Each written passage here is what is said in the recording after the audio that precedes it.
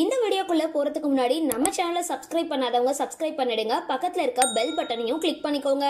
வாங்க வீடியோக்குள்ள போகலாம். சசிகுமார் இயக்கத்துல வைபவ் நடிப்புல 2010ஆம் ஆண்டு வெளியான ஈசன் திரைப்படத்துல ஜில்லா விட்டு ஜில்லா வந்த கதையும் நீயும் கேளையா அப்படின்ற பாட்டு பட்டி தொட்டி எங்கும் பிரபலம் அடைஞ்சிருந்தது. டான்ஸ் மாஸ்டர் தினேஷ் கோரியோகிராஃப் செஞ்ச இந்த பாடல் சிறந்த நடன அமைப்புக்கான பல்வேறு விருதுகளையும் தட்டிட்டு போயிருந்தது. இந்த பாடல் முழுவதையுமே பாடினவங்க இந்த பாடலோட இறுதியில செம ஆட்டம் போட்டு தன்னோட நடனத்தின் மூலமா பலரையுமே கவர்ந்த நடிகை தான் சுஜாதா. சின்ன வயசுல இருந்தே கோடம்பாக்கத்துல இருந்து வளர்ந்த இவங்க நடனத்தின் மேல ரொம்பவே ஆர்வமா இருந்திருக்காங்க.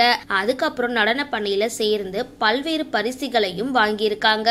அதன் மூலமா சினிமாவில குரூப் டான்சரா சேர்ந்து ஆட தொடங்கினவங்க முதல்ல ரகு மாஸ்டர் கிட்ட குரூப் டான்சரா சேர்ந்தாங்க.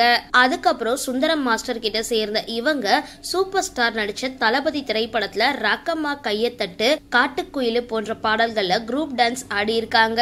இவங்க விஜய் நடிப்புல வெளியான கில்லி திரைப்படத்துல த்ரிஷாவோட அம்மாவா நடிச்சிருக்காங்க.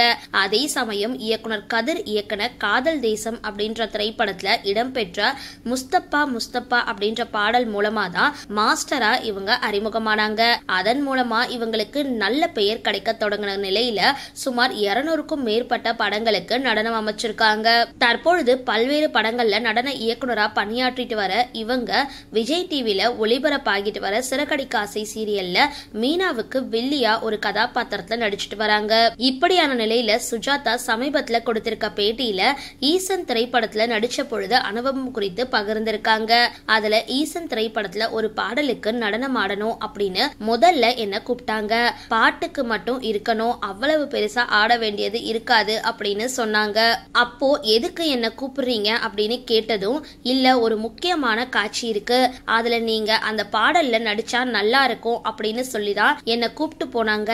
இந்த பாடல் காட்சி எடுக்கிறதுக்கு சில நாட்களுக்கு முன்னாடி என்னுடைய கணவருக்கு 2வது அட்டாக் வந்துருச்சு. அப்போ அவரை மருத்துவமனையில அனுமதிச்சுட்டு 5 நாட்கள் அவர் கூட தான் இருந்தேன். ஷூட்டிங் எடுக்க போறோம், நீங்க வரணும் அப்படின்னு கூப்பிட்டதும் எனக்கு போகவே மனசில்ல. அப்போ என்னுடைய கணவர் டாக்டர் இருக்காங்க, என்ன பாத்துப்பாங்க, நீ போய் உன்னுடைய வேலையை பாரு அப்படின்னு சொல்லி அனுப்பி வச்சாரு. அதுக்கப்புறம் ஜில்லா விட்டு ஜில்லா வந்த கதையும் நீயும் கேட்டியா அப்படின்ற பாடல் நடிச்ச சமயத்துல இறுதியா ஒரு பாடல் வரிகள் பாடி நான் அழற காட்சி இடம் பெற்றிருக்கோம். உண்மையிலேயே அந்த காட்சியில என் கணவரை நினைச்சுதான் நான் மனம் வருதி அழுதுட்டேன். எப்படியோ நடிச்சு முடிச்சிட்டு வந்து 10 மாதங்கள் ஆகியும் படம் தாமதமாக தான் ரிலீஸ் ஆகி இருந்தது. படம் ரிலீஸ் ஆனதும் நான் பார்க்கவே இல்ல.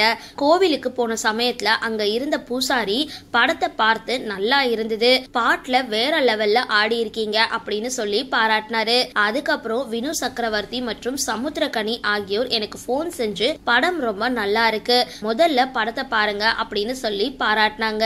அதுக்கப்புறம் படம் பார்க்கும்பொழுது எனக்கே மனம் கலங்கிடுச்சு அப்படின்னு சுஜாதா அந்த பேட்டியில பேசியிருக்காங்க. சரி, இந்த வீடியோ பத்தின உங்களோட கருத்துக்களை கீழே கமெண்ட் பாக்ஸ்ல போஸ்ட் பண்ணுங்க. வீடியோ பிடிச்சிருந்தா லைக் பண்ணுங்க, ஷேர் பண்ணுங்க, மறக்காம டிபி காபி சேனலை சப்ஸ்கிரைப் பண்ணுங்க.